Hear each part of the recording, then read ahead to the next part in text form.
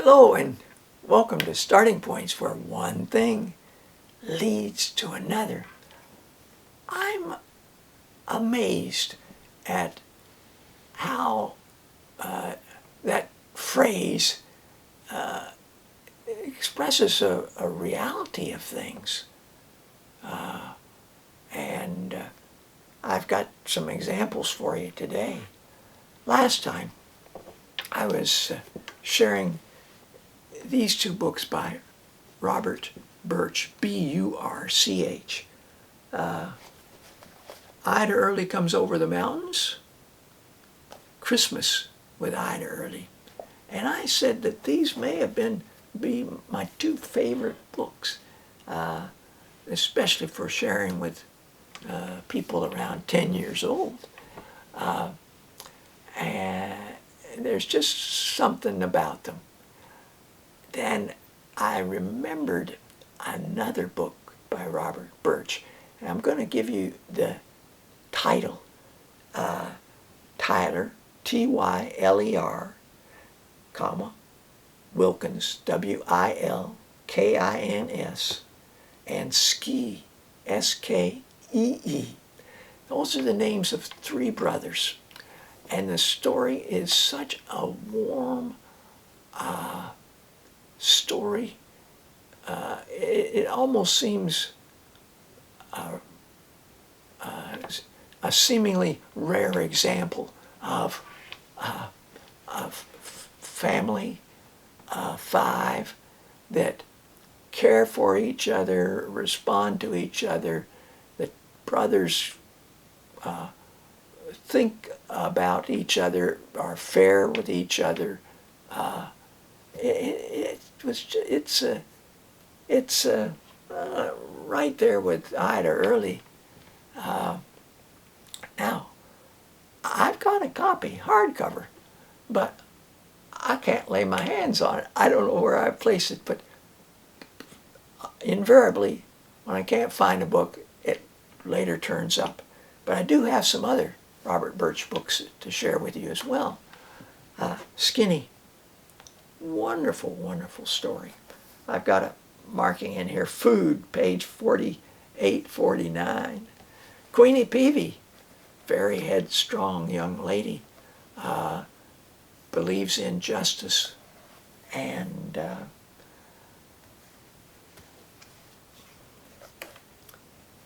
two that were tough.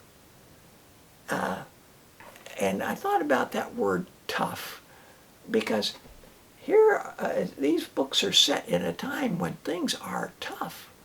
Tough for everybody. The Depression is on.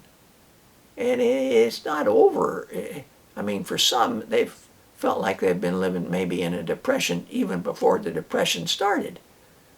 And you get through that with sometimes finding joy in simple things, and being tough in the sense of you've got resilience and you don't give up. Now, there's one other book here I have by Robert Burch. It's called The Hut School and the Wartime Homefront Heroes. So it's a home front story. 1943, this is a class picture. Hut School, class of 1943. The school was a bigger school with several classrooms in it, but they were doing renovations and work in one classroom, and so their class got asked to move and be in this auxiliary building, the hut, they called it. And so there they are. It's when the United States had a flag with 8 sixes, 48 stars. And it's quite a wonderful story, too. I really enjoyed it. There's a hollow tree with honey, there's suspense, there's history, there's lots of conversations, and there's cotton. Now, cotton affects this story in that two of the students, brother and sister, are unable to attend school because they're needed by their father to help pick cotton. And so the students in the class, some more than others, feel concerned and try to think of somehow they could be of help. And that's a crucial part of the story. Now, I have here something I found in a florist shop. It was cotton. And I said, whoa, cotton's been an important plant. It might have grown, well, it's not up to one's head. It's, so this has had some branches taken off them. There's 4 that are missing. This has got something taken here. This has been trimmed. This has been trimmed. These have been trimmed. And there's 3 balls on this. B-O, bowls on this, B-O-L-L-S. Now, I'm thinking that there might have even been 25 of them, because when I count up each of these and consider if they had maybe 3 at each of those places, there'd be 25 of them, 24 of them. Now, what are they? The plant it expands and the seeds and the bowl are inside, and as that opens up, then there they are. And here's perhaps an easier way to see that there's 5 of them clustered around. Now, there's one little problem. This is a seed pod, and the cotton is not the seed.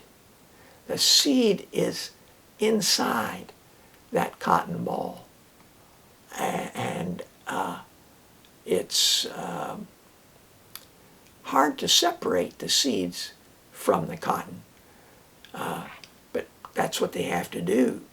They have to separate that. It's just the cotton that's of value, and it was done by hand. So the picking was done by hand, one long row, and of course you're picking here, the top part's off, and then as you get down further and further, and then you bend up and you go to the next one, and then there's a row that seems to, and it employed many people. I say employed, needed many people to harvest it. And in the South, in the United States, before slavery ended in the South, that work was done predominantly by slaves. Now, in some cases, it was done by white families. But to harvest any kind of a big field, you would need many slaves, and then they would also be the ones that had this job of separating the seeds out of the cotton boll, B-O-L-L. So I think in terms of profit margin for the landowner, it seemed as though they were just above breaking even. And there might have been a good argument that would have said, that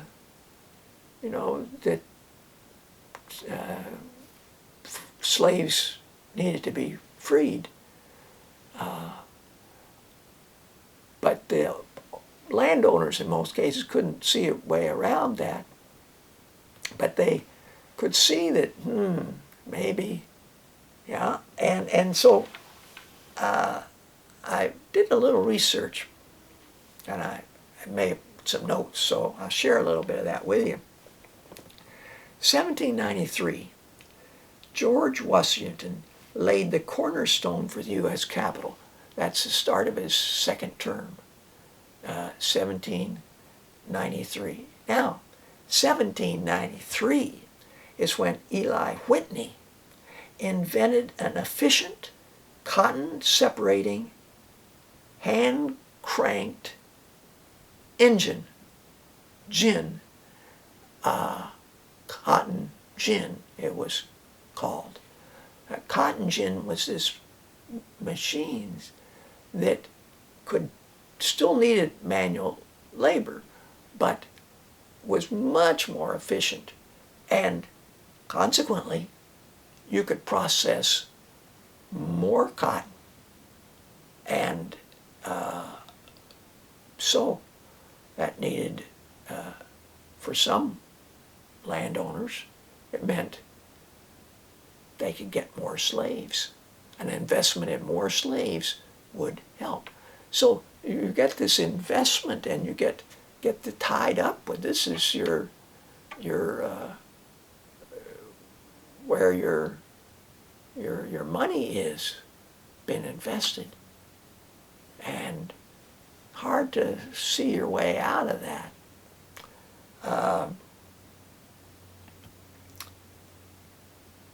So that's ironic. Now, in British history, the Slavery Abolition Act was 1833. So more than 30 years before the slaves were freed in the United States. It abolished slavery in most British colonies, freeing more than 800,000 enslaved Africans in the Caribbean and South America, as well as a small number in Canada. It received royal assent on August 28, 1833, and took effect on August 1st, 1834. Now, a little bit more. One thing leads to another. First, there was the Foreign Trade Slave Act, 1806. So now we're talking like 60 years before, which prohibited British slave traders from operating in territories belonging to foreign powers. That would mean trading with the U.S. And the Slave Trade Abolition Act of March 1807, which abolished British involvement in the transatlantic slave trade once and for all. Now, they did have to try to enforce that lucrative trading with independent sea captains. And so they had to have ships to patrol through the oceans and try to stop and seize these ships that were involved in this. There's an interesting book I read about that at one time. So, as I say, hard to know where links and things might take you, but there's always other things out there, sort of like the growing of plants. Well, thank you for joining me. Until next time, bye for now.